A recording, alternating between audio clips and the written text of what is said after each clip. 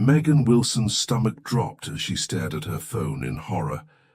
The text message she'd just sent, intended for her best friend Jenna about her impossibly handsome but intimidating boss, had gone to the wrong contact.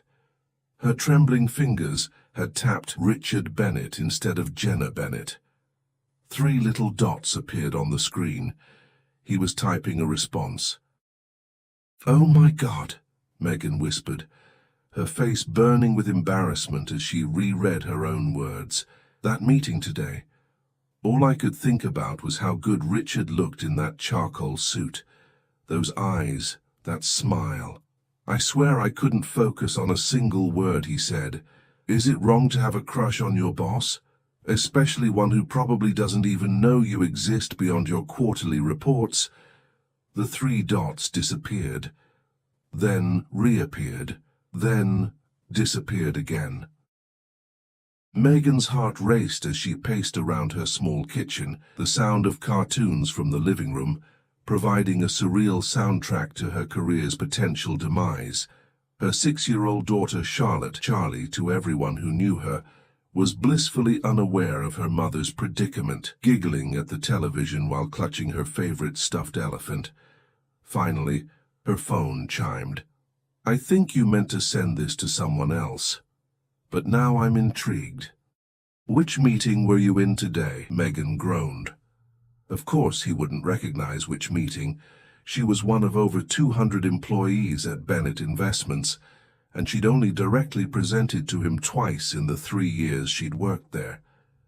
She was a mid-level financial analyst, practically invisible to someone like Richard Bennett, who had inherited his father's investment firm and transformed it into one of Boston's most successful financial institutions. With shaking hands, Megan typed, "Mr. Bennett, I am mortified. That message was absolutely not meant for you. I sincerely apologize for the unprofessional communication. Please disregard it entirely." She hit send and then slumped against the kitchen counter. Tomorrow would be excruciating. Would she be called to HR? Would he mention it, ignore it, fire her on the spot? Her phone chimed again. The quarterly projections meeting. Back row navy blue blazer asked the question about European market volatility. "I noticed you." Megan blinked at the screen. He had noticed her? Before she could formulate a response, another message came through. "And there's no need to be mortified. We're all human. Though I'm curious about the rest of what you were going to say. Was Richard Bennett, billionaire CEO, Boston's most eligible bachelor according to last year's Boston magazine, and her direct superior, flirting with her?" Megan shook her head. That was impossible. Men like Richard didn't notice women like her. 32, perpetually exhausted single mothers with more student debt than savings. "Mommy, I'm hungry," Charlie's voice called from the living room, breaking through Megan's panic spiral. "Just a minute, sweetie," Megan called back, unsure how to respond to Richard's text. Professional distance seemed the only safe option. "Thank you for your understanding, Mr. Bennett. I apologize again for the inappropriate message. I'll see you at next week's department meeting." She hit send and set her phone down, determined to focus on making Charlie's dinner and forgetting the entire mortifying episode. She pulled pasta from the cabinet and started boiling water, willing her racing heart to calm down. The doorbell rang. Megan frowned. She wasn't expecting anyone, and her townhouse in the modest Roslindale neighborhood wasn't exactly on anyone's spontaneous visit route. Through the window, she caught sight of a sleek black car parked at the curb, definitely out of place on her street. "I'll get it," Charlie called, already running for the door. "Wait, Charlie, let me check who it is first," Megan said, wiping her hands on a dish towel and hurrying after her daughter. Too late. Charlie had already pulled open the door, and there on the threshold stood Richard Bennett himself, his 6'3" frame nearly filling the doorway. His charcoal suit had been replaced by dark jeans and a casual button-down shirt with the sleeves rolled up, revealing tanned forearms. He looked even more handsome than he did in the office, more approachable somehow without the trappings of corporate power. "Hello," he said, his deep voice betraying surprise as he looked down at Charlie. Charlie, never shy, looked up at him with curious eyes. "Are you Mommy's friend?" Richard's eyes, a striking hazel that Megan had admired from afar at company events, lifted to meet hers. A small smile played at the corners of his mouth. "I'm hoping so," he said simply. "Mr. Bennett," Megan managed, acutely aware of her faded jeans and Boston University sweatshirt, her hair pulled back in a messy ponytail. "What are you doing here?" He held up a paper bag from an upscale Italian restaurant. "I was in the neighborhood for a meeting and thought you might want dinner." "Consider it an apology." "An apology," Megan echoed, confused. "For what?" "For making you uncomfortable. I realized after your last text that I might have crossed a line." His confident demeanor faltered slightly. "I should have called first. This is presumptuous of me." Before Megan could respond, Charlie piped up, "Is that food? It smells good. And Mommy was just making me dinner, but yours smells better." Richard laughed, a warm, genuine sound that Megan had never heard at the office. "It's from Giacomo's. Best pasta in Boston. Enough for 3 if your mom doesn't mind me joining you." Megan stood frozen in her doorway, unable to process that Richard Bennett, her boss, a man worth billions according to Forbes, was standing on her porch with takeout, looking at her with those intense eyes that made her feel simultaneously terrified and thrilled. "Please, Mommy." Charlie tugged at her hand. "I'm starving." Megan began, then stopped. Every instinct told her to politely decline, to maintain professional boundaries, to protect herself from whatever this surreal situation might lead to. But something in Richard's expression, a vulnerability she'd never seen in the boardroom, made her hesitate. "I have wine in the car," he added with a slight, almost boyish grin. "Red or white? Wasn't sure what you preferred." "Red," she found herself saying. "I prefer red." His smile widened, genuine pleasure lighting his eyes. "Good choice." As Megan stepped back to let Richard Bennett into her modest home, she had no idea that this mistaken text message would set in motion a series of events that would completely transform her carefully structured life. Nor could she have predicted that the man everyone at Bennett Investments feared and admired in equal measure had secrets of his own, reasons for noticing the quiet analyst in the back row that had nothing to do with a wayward text, and everything to do with a past that connected them in ways neither of them yet understood. The sound of Charlie's laughter broke the tension as she led Richard toward their small dining area. The space suddenly seemed cramped and humble compared to what she imagined was his usual environment. Richard's eyes swept over the framed finger paintings on the wall, the stack of children's books on the coffee table, the worn but clean furniture, evidence of a life lived with love but without luxury. "Your home is lovely," he said, and something in his tone made her believe he meant it. "It's not much, but it's ours," Megan replied, feeling defensive despite herself. She had worked hard for everything in this house, had built this life for Charlie through sheer determination after her husband Mark had walked out when Charlie was just 6 months old, claiming he wasn't ready for the responsibility. Richard set the food down on the small dining table and began unpacking containers of pasta, salad, and garlic bread. The rich aromas filled the modest space, making Megan realize how hungry she was. She hadn't eaten since a rushed lunch at her desk nearly 8 hours ago. "I'll get plates," she said, grateful for something practical to do. In the kitchen, she took a deep breath, trying to gather her composure. What was happening? Why was her billionaire boss in her dining room, setting out a meal as if this were the most natural thing in the world? When she returned with plates and silverware, she found Charlie already seated beside Richard, chattering away about her kindergarten class and the picture she'd drawn that day of a purple elephant riding a rocket ship. And Ms.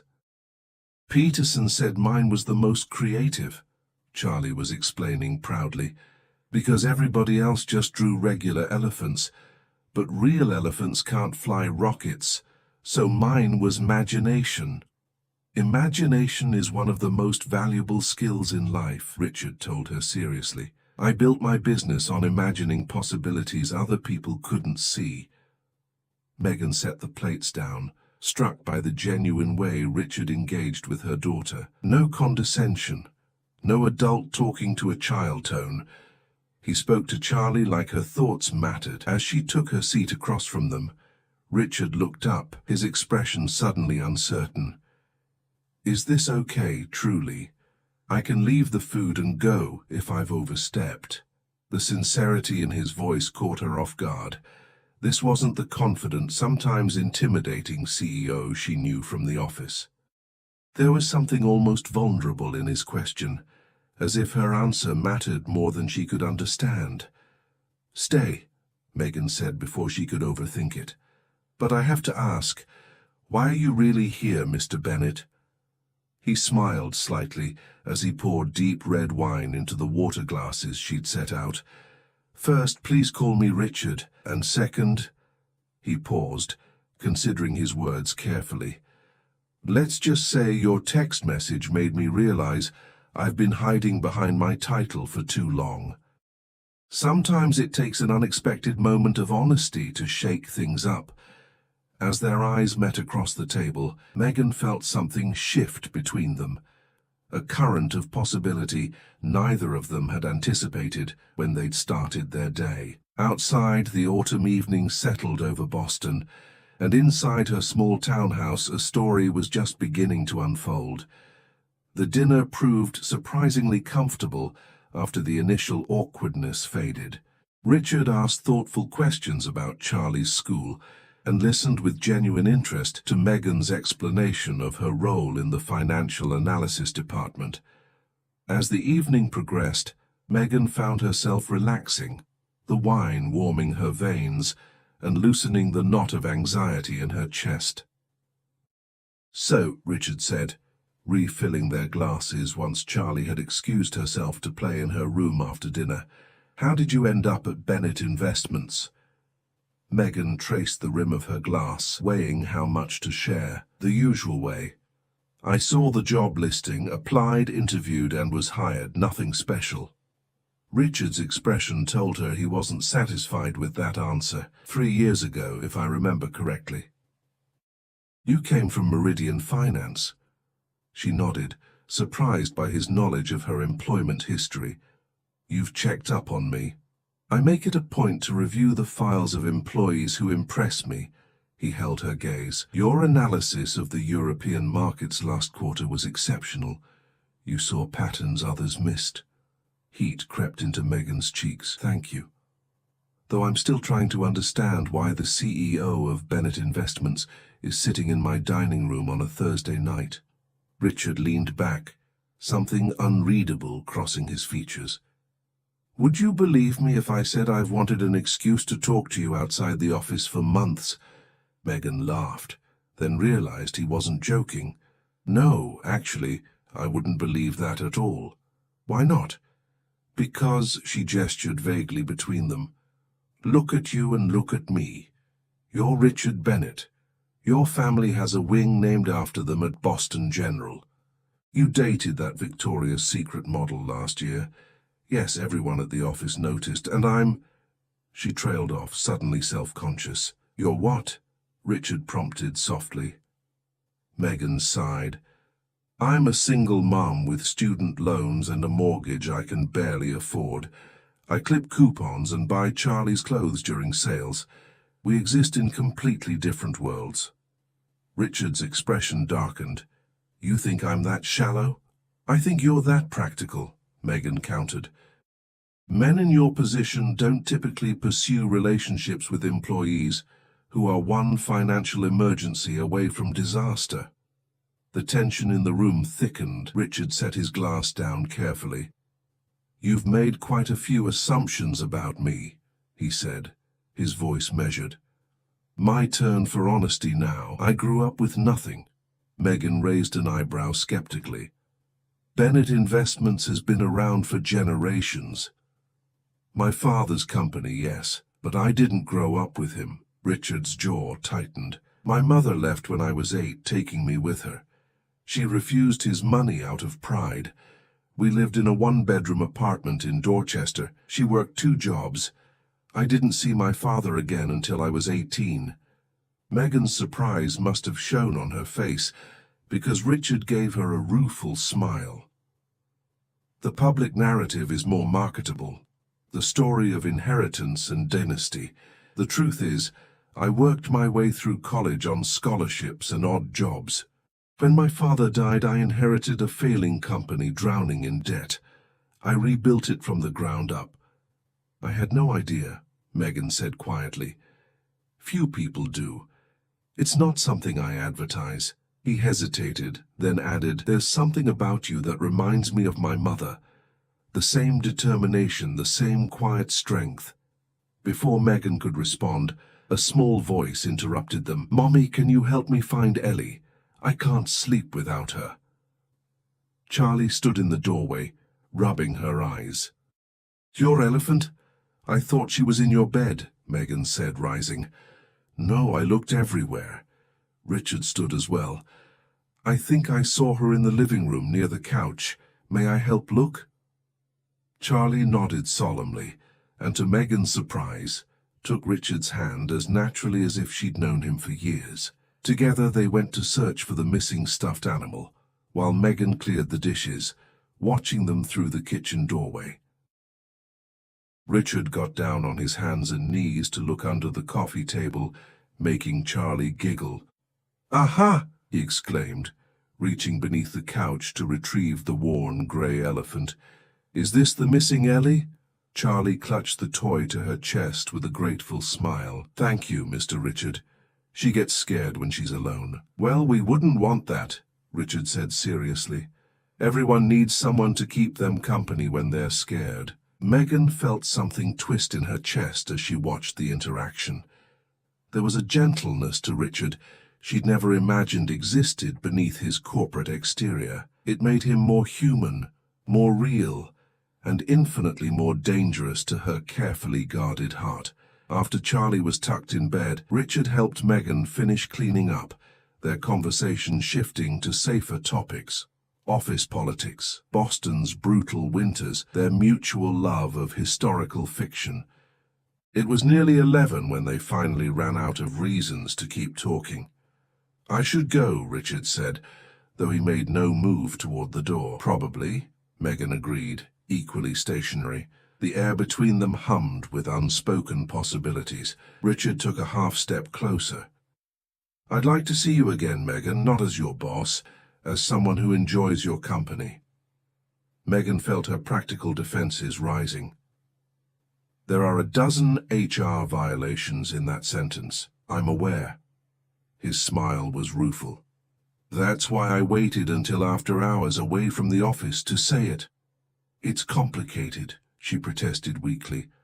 "Life usually is." He reached out, his fingers brushing hers lightly. "Think about it. That's all I'm asking." After Richard left, Megan leaned against her closed door, her mind whirling. What had just happened? And what was she supposed to do about it? The next morning, Megan arrived at her desk earlier than usual, anxiety churning in her stomach. Would Richard act differently toward her? Would colleagues somehow sense what had happened? She kept her head down, focusing intensely on her computer screen. "Wilson." Megan nearly jumped out of her skin at the sound of her last name. Patricia Hargrove, the department director and Megan's direct supervisor, stood by her cubicle with a stern expression. "Miss Hargrove, good morning," Megan managed, her heart racing. Bennett wants you in the executive conference room, now." Patricia's tone was clipped, her disapproval evident. "Something about a special project." Whispers immediately broke out in the neighboring cubicles. Special projects from the CEO were rare and typically signaled either imminent promotion or termination. "Did he say what kind of project?" Megan asked, trying to keep her voice steady.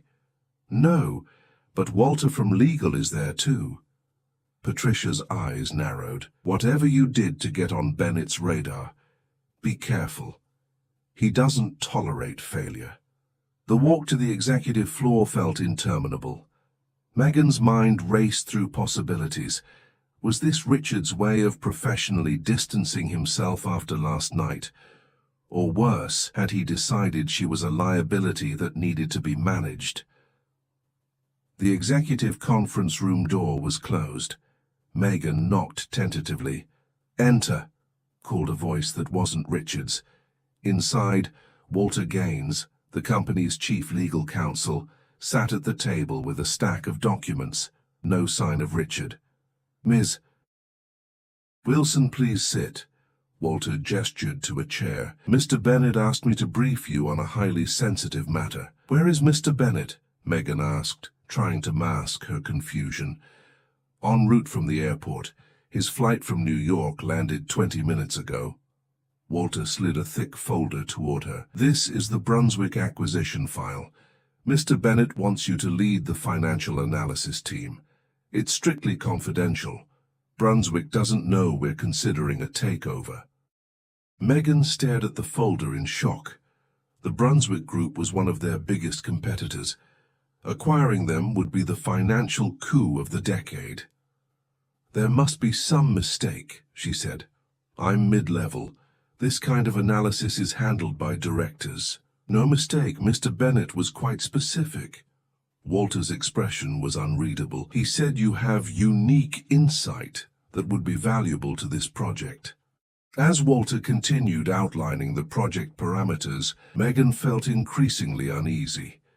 Was this a legitimate opportunity, or was Richard using his position to keep her close?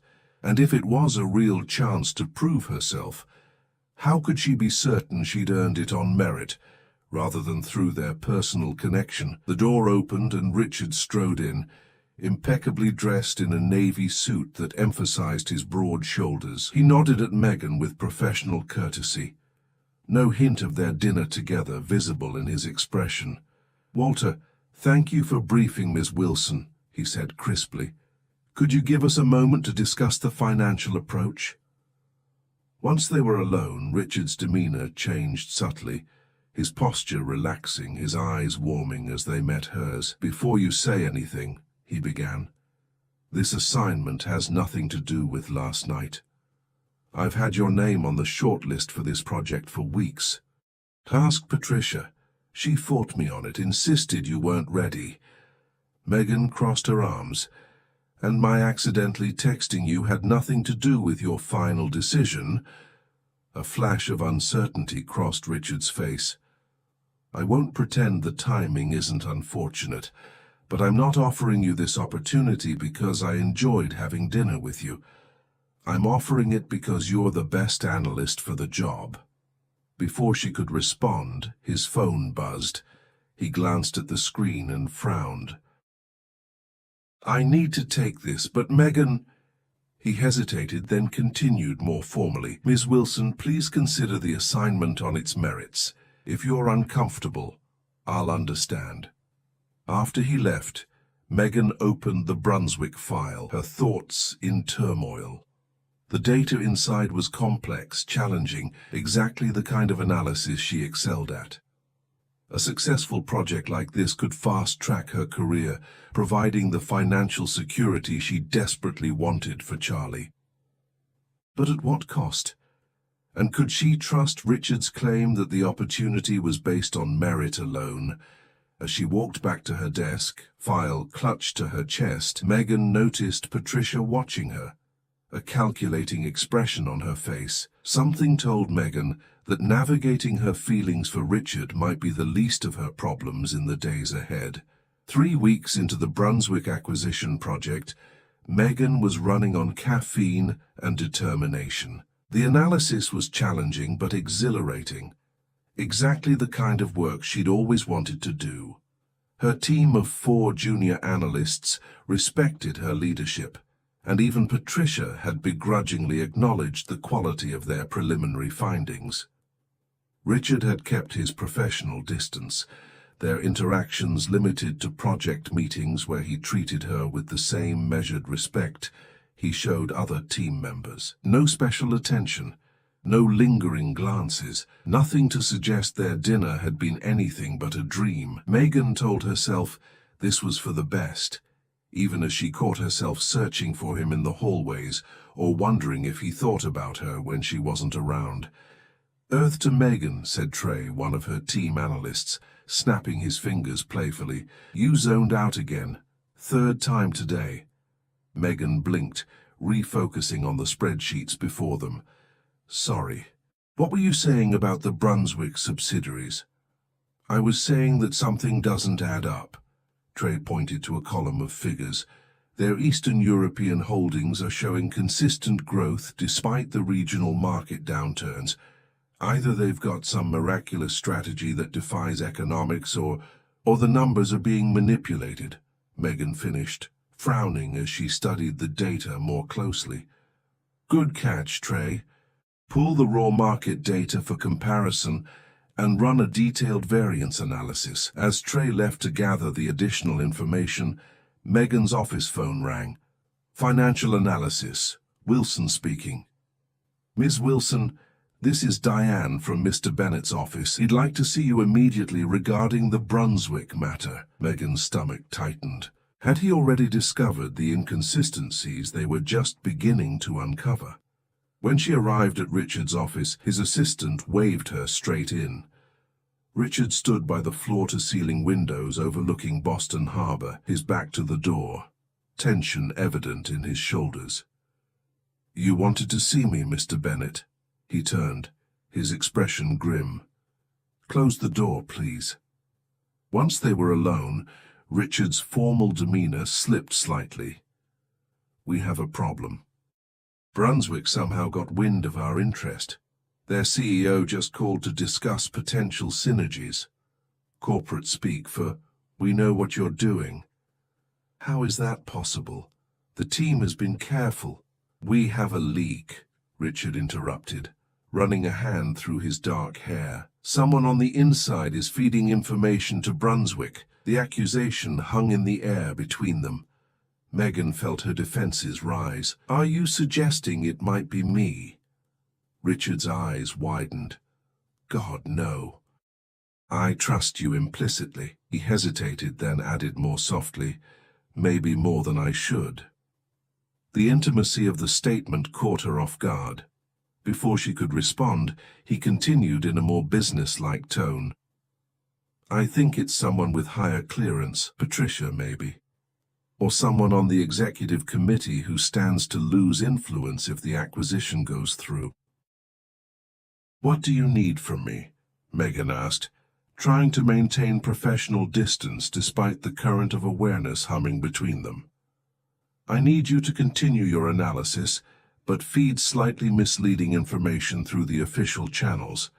Nothing that would compromise the actual acquisition, but enough to identify where the leak is coming from." Megan considered the implications. "That's a dangerous game to play with a project this size." "I know." His expression was troubled. "But if Brunswick fully understands our strategy, they'll structure their defenses in a way that could cost us millions, maybe sink the deal entirely." She nodded slowly. "I've actually discovered something that might be relevant. My team found inconsistencies in Brunswick's Eastern European financial reports. They're showing growth that doesn't align with market conditions." Richard's eyes sharpened with interest. "Fraudulent reporting? Possibly. We need more data to be certain, but it could significantly impact the acquisition valuation." A knock at the door interrupted them. Richard's assistant poked her head in. "Your 3 o'clock is here, Mr. Bennett." He nodded. "Thank you, Diane." To Megan, he added, "Keep digging into those inconsistencies, but be discreet. If Brunswick is manipulating their financials, they won't take kindly to being exposed." As Megan turned to leave, Richard called after her, "And Megan, be careful who you trust." The warning followed her back to her office, where she found Patricia waiting, a thin smile on her perfectly made-up face. "How's the Golden Girl?" Patricia asked, her tone just shy of openly hostile. "Another private meeting with Bennett?" Megan kept her expression neutral. "Project update, we're on track." "Interesting." Patricia examined her manicured nails. "I heard Brunswick might be getting cold feet. Market rumors suggest they're courting other buyers." The information was exactly the kind of thing Richard had just warned her about, a strategic detail that shouldn't be common knowledge. Was Patricia testing her, or revealing herself as the leak? "I hadn't heard that," Megan replied carefully. Patricia's smile didn't reach her eyes. "Well, you can't be expected to know everything, can you? Even with your special access to the CEO."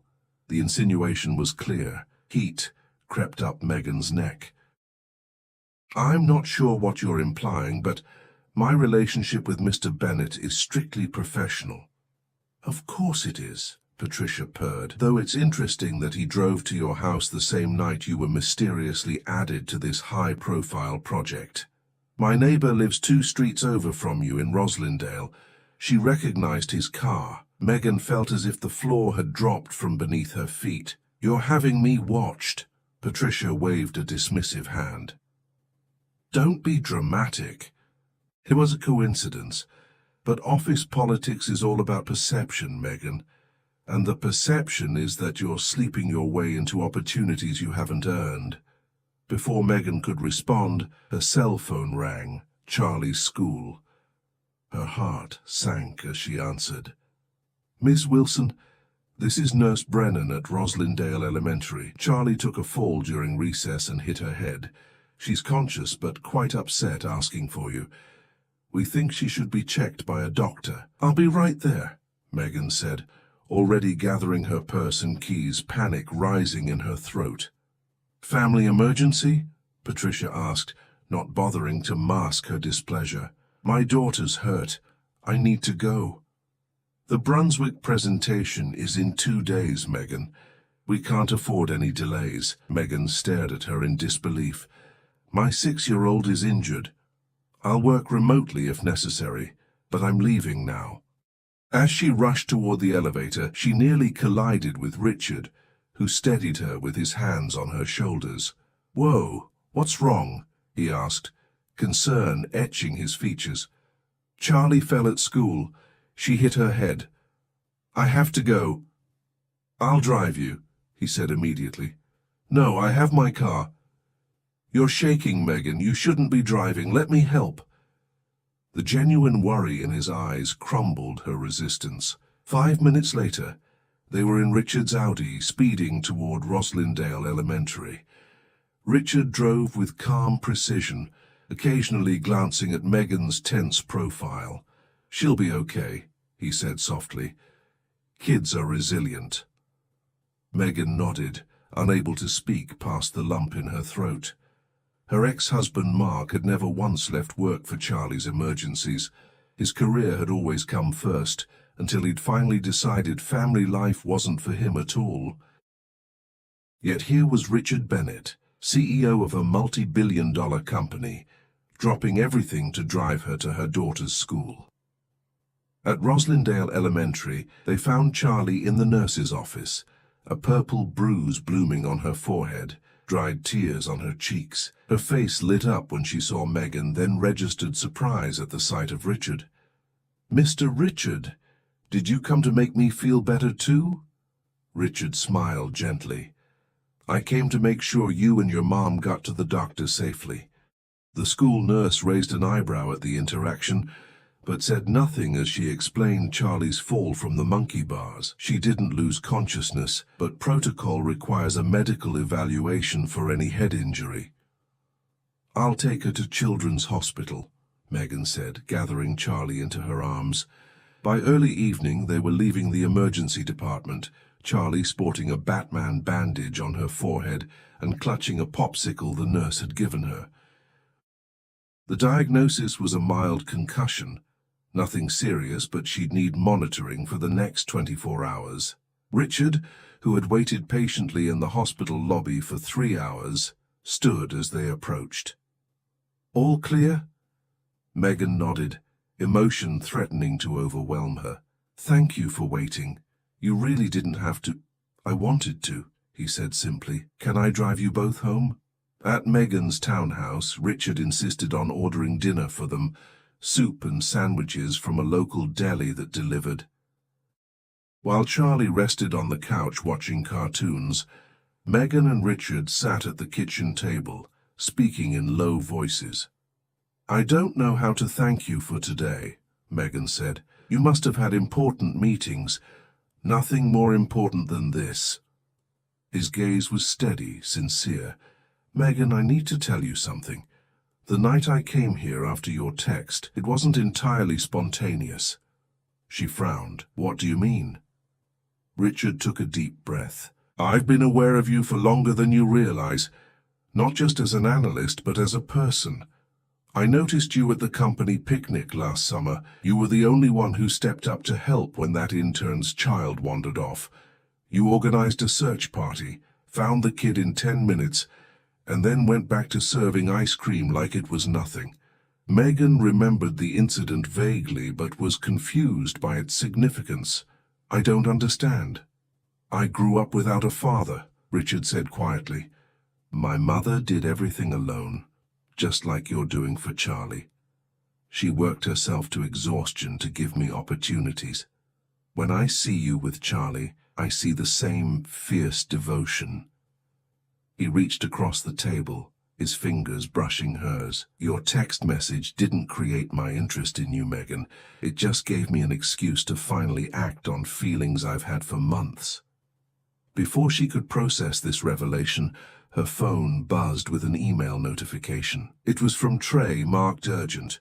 She opened it with an apologetic glance at Richard. "Oh my God," she whispered as she read the contents. "What is it?" Richard asked, instantly alert. "The Brunswick financial discrepancies. Trey found the source." She turned the phone so Richard could see the screen. "They're not just manipulating their Eastern European reports.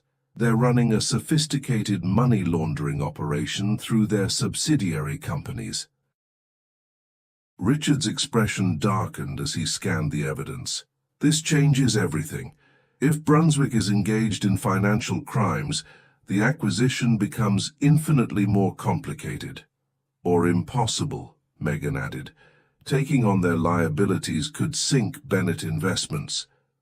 I need to call the legal team immediately. This information can't leave this room. If Brunswick suspects we've discovered their operation, they might destroy evidence, or worse." The gravity of his words sent a chill through Megan. "Worse?" Richard met her eyes, his expression grave.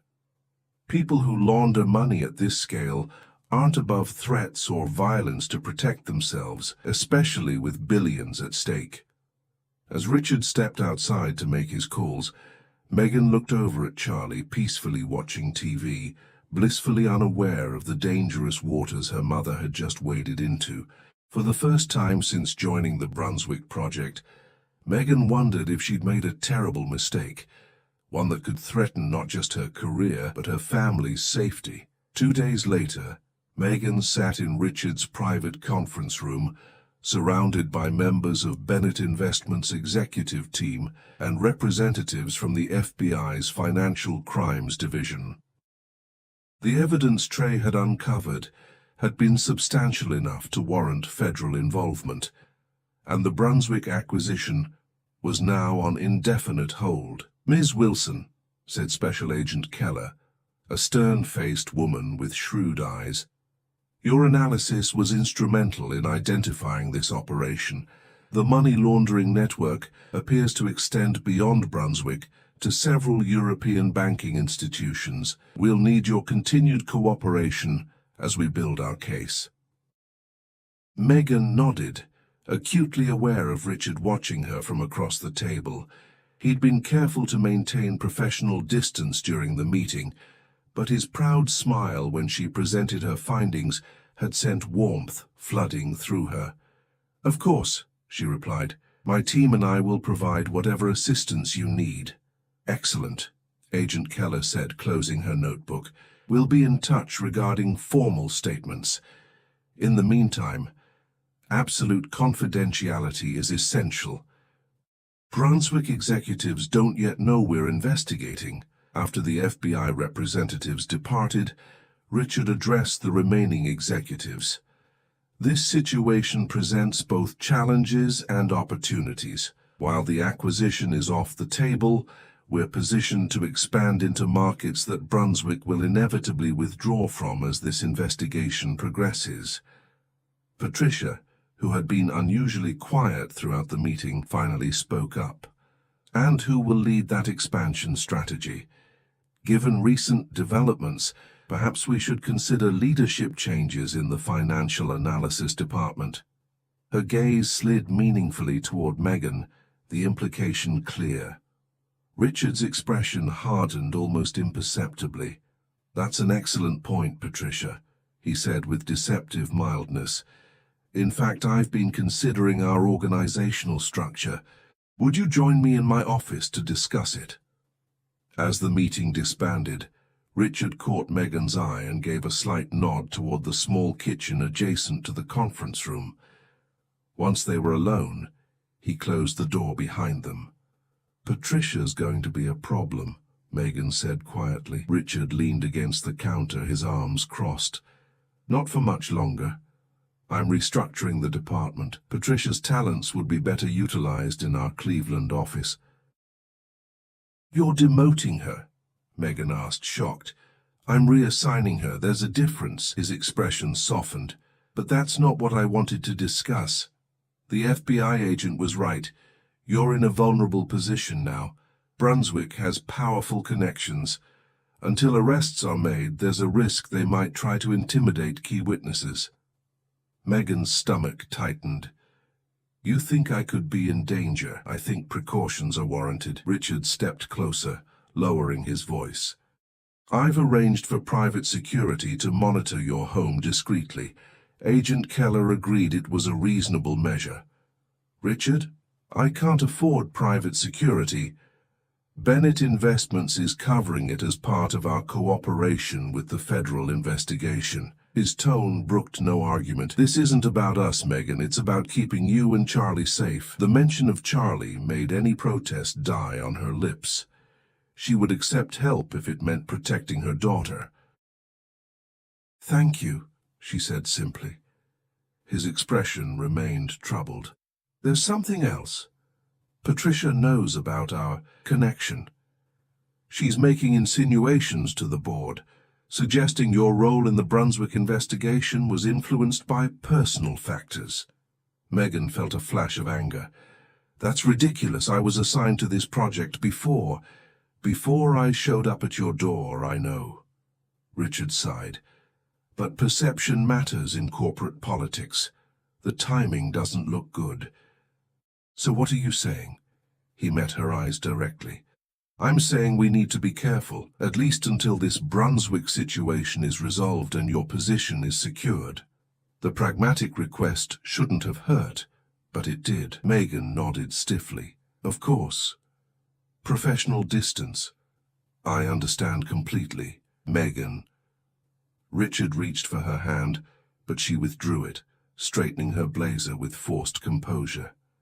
"It's fine, you're right. We both have too much at stake." She moved toward the door. "I should get back to my team. They'll have questions about the FBI involvement." Richard didn't try to stop her as she left, which somehow made the ache in her chest even worse. The next 2 weeks passed in a blur of FBI interviews, late nights compiling evidence, and trying to maintain normalcy for Charlie's sake. The presence of security outside their home was unnerving. But Megan was grateful for the protection, especially after a Brunswick executive was arrested and the company's stock plummeted amid rumors of criminal charges. Richard had kept his word about maintaining distance. Their interactions were strictly professional, limited to necessary communications about the investigation.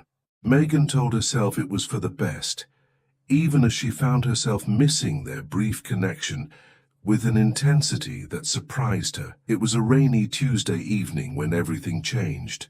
Megan had just put Charlie to bed and was reviewing case notes at her dining room table when her doorbell rang. Through the peephole, she saw Richard standing on her porch, soaking wet, his usual composure notably absent. She opened the door cautiously. "Richard? What's wrong?" "Everything," he said, water dripping from his hair. "May I come in?" Once inside, he paced her small living room, running a hand through his wet hair. Brunswick's CFO was found dead in his apartment an hour ago. Apparent suicide, though the FBI is investigating. Megan sank onto the couch. "Oh my God. This is bigger than we thought." The money laundering operation appears to be connected to several Eastern European organized crime syndicates. He finally stopped pacing to look at her directly. "Agent Keller called me. They're accelerating their protective measures for key witnesses." Fear coiled in Megan's stomach. "What does that mean exactly?" "It means they want to move you and Charlie to a secure location until the principal arrests are made. Probably for a week, maybe 2. I can't just disappear for 2 weeks. Charlie has school, I have work." "Megan," Richard sat beside her, taking her hands in his. "This isn't optional. These people have killed to protect their operation. I won't risk your safety or Charlie's." The gravity in his voice silenced her protests. She looked down at their joined hands. "Where would we go?" "I have a property in Vermont. Remote, secure, with enough space for you and Charlie to be comfortable. Agent Keller has approved it as a safe house." Megan pulled her hands away. "Your property? So we'd be staying with you?" "No," he said quickly. "I'd make arrangements elsewhere. The house would be for you and Charlie, with security personnel stationed nearby." The relief that flooded through her was immediately followed by disappointment, which she tried to ignore. "When would we need to leave?" "Tonight, ideally. I know it's sudden, but—" "Tonight?" Megan stood abruptly. "I can't possibly get everything organized that quickly. Charlie's medication, her school materials, my work files. I have people who can help." Richard's voice was gentle but firm. "Megan, I wouldn't ask this if it wasn't necessary, please." Looking into his concerned eyes, Megan realized 2 things simultaneously. She trusted this man implicitly, despite having known him personally for only a few weeks, and her feelings for him had grown far deeper than she'd been willing to admit. "I need to wake Charlie," she said quietly, her decision made. 3 hours later, they were in Richard's SUV heading north, Charlie sleeping in the back seat surrounded by hastily packed bags. 2 security vehicles, one ahead, one behind, completed their small convoy. The rain had turned to sleet, making the highway treacherous. "Thank you," Richard said, breaking the silence that had stretched between them. "I know this is disruptive." Megan gazed out at the dark landscape passing by. "You don't need to thank me for wanting to keep my daughter safe." "No, but I'm grateful you trust me enough to accept my help." He hesitated. "These past weeks, keeping my distance, it's been difficult." She turned to look at him, studying his profile in the dim glow from the dashboard. "For me, too." His hands tightened on the steering wheel. "Patricia's been removed from the project. The board voted unanimously after reviewing her communications with Brunswick executives." Megan's eyes widened. "She was the leak?" Richard nodded grimly. "She'd been promised a position with them once the acquisition went through. a significant promotion and salary increase. When our investigation threatened that, she began feeding them information about our findings. I can't believe she'd risk everything like that. People do surprising things when power and money are involved. He glanced at her briefly. Or when they care deeply about someone. The implication hung between them as miles of dark highway disappeared beneath their wheels. Eventually, they turned onto a private road winding up into the mountains, the security vehicles maintaining their positions. Richard's property turned out to be a stunning modern lodge nestled among towering pines with expansive windows overlooking a mist-shrouded valley. Inside, it was warm and welcoming, with rustic yet elegant furnishings and a massive stone fireplace. "This is beautiful," Megan said as Richard carried a still sleeping Charlie to the bedroom prepared for her. Once Charlie was settled, Richard showed Megan to the master suite. "You should take this room. It has the best security features, reinforced doors, direct alarm connection." "Where will you stay?" she asked, noting his luggage in the hall. "There's a caretaker's cottage about a quarter-mile down the road. I'll be close enough if you need anything, but—" He trailed off, his expression uncertain. "But maintaining appropriate distance," Megan finished for him, unable to keep a note of disappointment from her voice. Richard stepped closer, close enough that she could feel the warmth radiating from him. "Is that what you want, Megan? Distance?" Her heart hammered in her chest. "No," she admitted softly. "But it's what makes sense, given our situation. Our situation has changed. Patricia's gone. The Brunswick acquisition is off the table. The professional complications that concerned me still exist," Megan interrupted. "You're still the CEO. I'm still an employee. And now we're isolated here together during a crisis. It's hardly the foundation for something real." Pain flashed in Richard's eyes. "Is that what you think? That my feelings aren't real? I think you've been incredibly kind and surprisingly genuine, but our worlds are still fundamentally different, Richard. When this is over, you'll go back to your life of board meetings and charity galas, and I'll go back to being a single mom stretching every paycheck." "What if I don't want to go back?" Richard asked quietly. "What if meeting you has changed what I want my life to be?" Before Megan could respond, a soft knock interrupted them. One of the security officers needed Richard's input on the perimeter monitors. He left with a conflicted glance back at her, the conversation unfinished. The following days established a strange new normal. Charlie, resilient as ever, treated the whole experience as an adventure, delighted by the lodge's game room and the snowy forest surrounding them. Megan worked remotely, coordinating with the FBI and her team at Bennett Investments via secure connections. Richard kept his promise to stay in the caretaker's cottage, but he spent his days at the lodge, playing board games with Charlie and working alongside Megan. In the evenings, after Charlie went to bed, they would sit before the fire talking for hours about their lives, their hopes, their fears. She learned about his difficult childhood, his complicated relationship with his late father, his private doubts about the corporate world he navigated so successfully. In turn, she shared stories of her struggle as a single parent, her dreams for Charlie's future, her determination to create stability from chaos. A week into their stay, news came that the FBI had executed coordinated arrests across 3 countries, dismantling the core of the money laundering operation. Brunswick's CEO and several board members were in custody. The immediate threat had passed. "Agent Keller says you can return to Boston tomorrow if you wish," Richard told Megan as they stood on the lodge's deck that evening, watching snow fall gently through the pines. "The security team will remain in place at your home for another week as a precaution, but the high-risk period is over." "That's good news," Megan said, though she felt a surprising reluctance at the thought of leaving the cocoon they'd created here. Richard turned to face her, snowflakes catching in his dark hair. "Before we go back, I need to say something. You were right about our worlds being different, but you were wrong about one thing." "What's that?" she asked softly. "The idea that those differences matter more than what we've found here."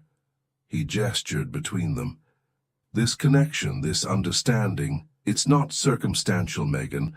It's not crisis-induced or professionally convenient. It's real." He took her hands in his.